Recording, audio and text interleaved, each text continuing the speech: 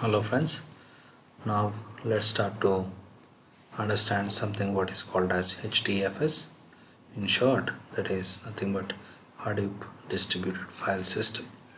So when we are talking about Hadoop file system, it is mainly meant for working with a huge data.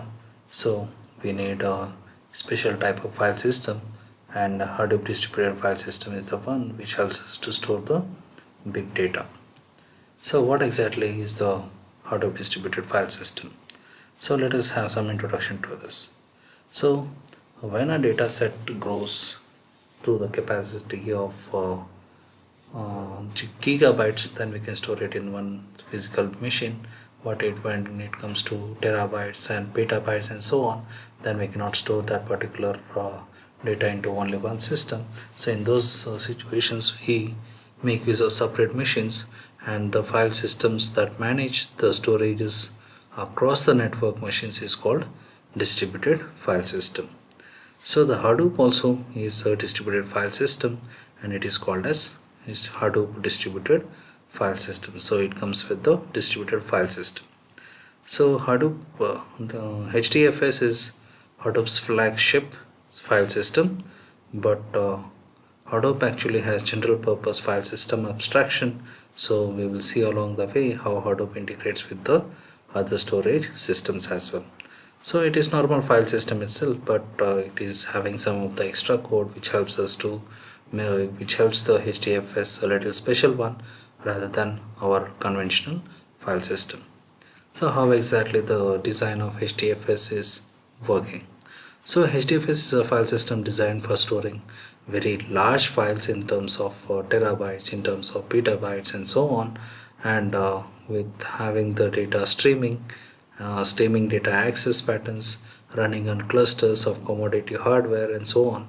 So commodity hardware is nothing but the different PCs in the simple things. So when we cannot have all the storage in only one PC, then we just borrow the other computers or other nodes in the form of commodity hardware. So the design of HDFS is completely based upon working with these following things.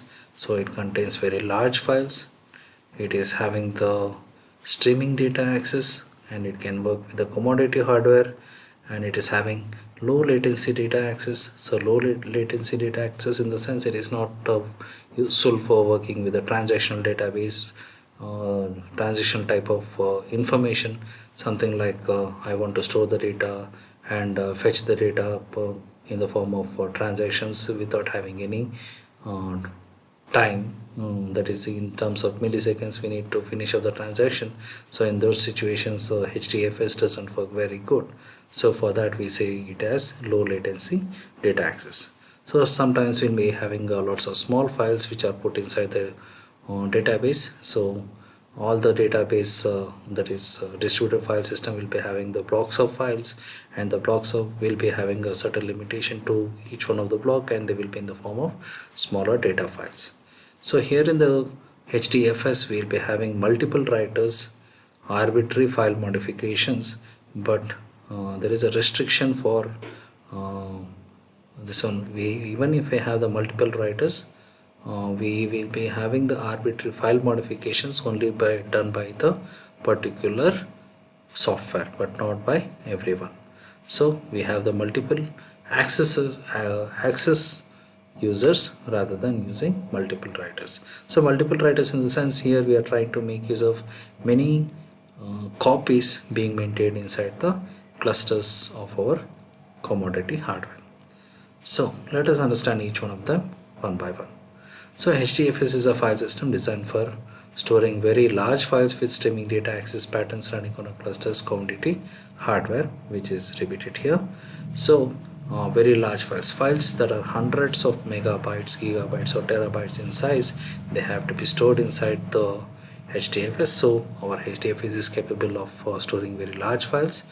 Then HDFS is built around the idea that the most efficient data processing pattern is a write once and read many times pattern. So that is nothing but streaming the data access. So we are just streaming the data access in the sense we are writing the data only once inside the HDFS, and we are reading it many times.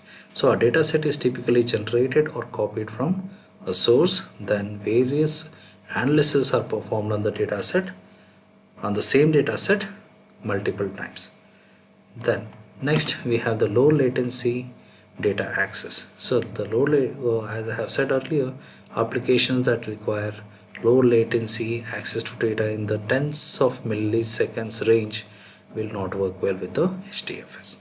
So the transactional data in the doesn't work very well with the HDFS. So we need very small files because the name node was the file system metadata in memory. The limit to number of the files in a file system is governed by the amount of memory on the name node.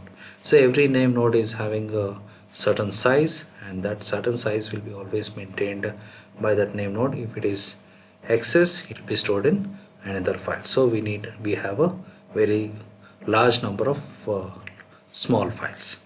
So as a thumb rule, each file or directory and a block takes about 150 bytes inside any of our application of HDFS. So for example, if we had 1 million files each taking one block, then we would need at least 3 MB of memory. That is 300 MB of memory. So I have already told you about multiple writers, arbitrary file modifications. So files in HDFS may be written to by a single writer. Writes are always made at the vendor at the end of the file in the append only fashion. So there is no support for multiple writers or modifications at the arbitrary offsets in the file. So we have only one single writer, but we can have the appending for that particular file. So what are the concepts present inside the HDFS? So first is blocks. So every file is broken up into small set of blocks, and each block size will be limited. As a thumb rule, we have a block size to be limited to up to 150 MB or megabytes, and some other HDFS concepts also make use of more number of bytes as well. We will just look into that later on. Then name nodes and data nodes. So name node is a main node which contains the information about the data, and the nodes are nothing but the nodes which contain the actual data. Then we have something called as block chaining, where we have the interconnectivity between the blocks. Then there is one federation called as HDFS federation, which looks into the sizing of the blocks and so on. Then HDFS high availability, so it looks for the failures and so on inside our application.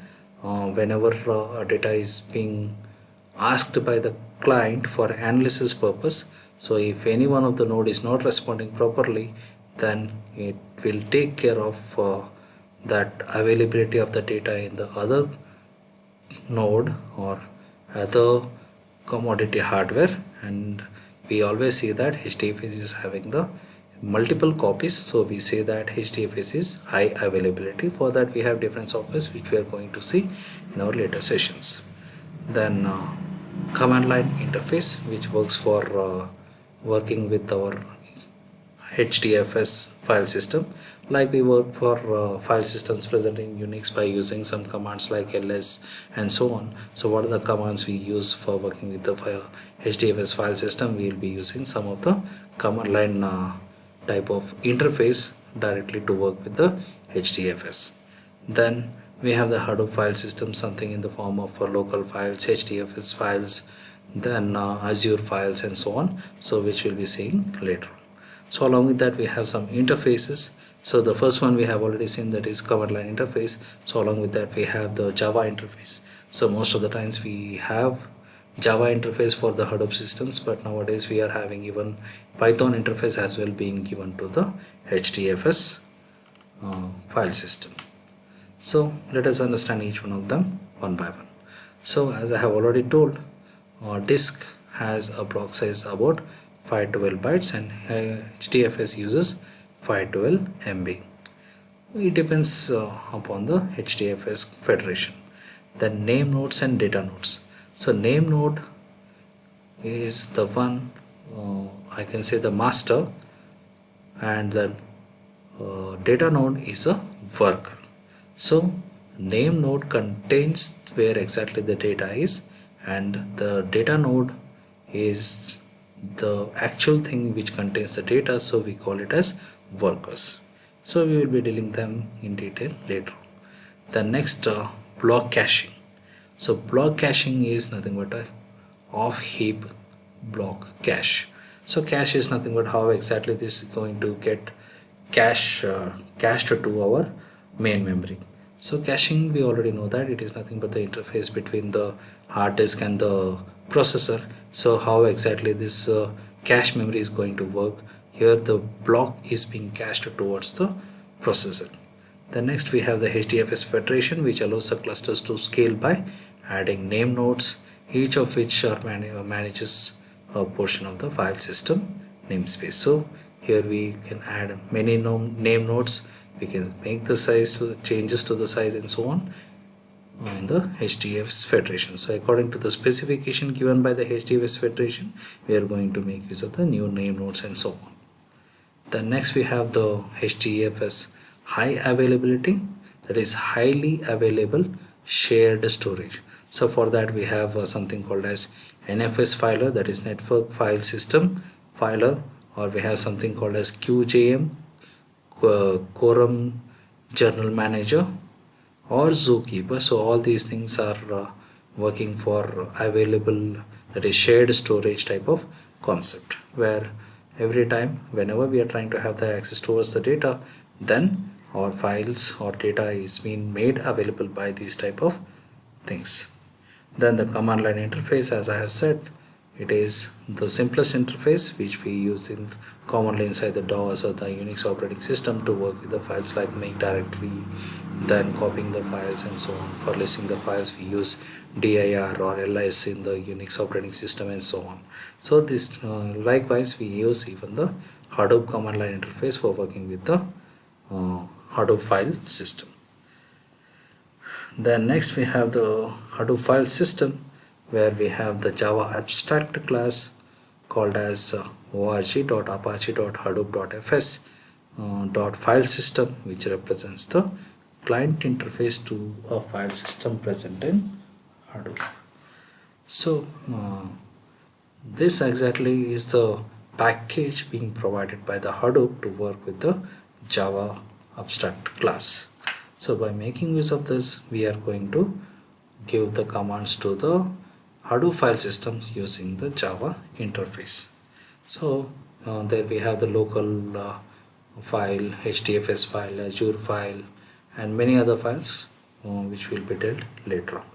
Then the interfaces Hadoop is normally written in Java.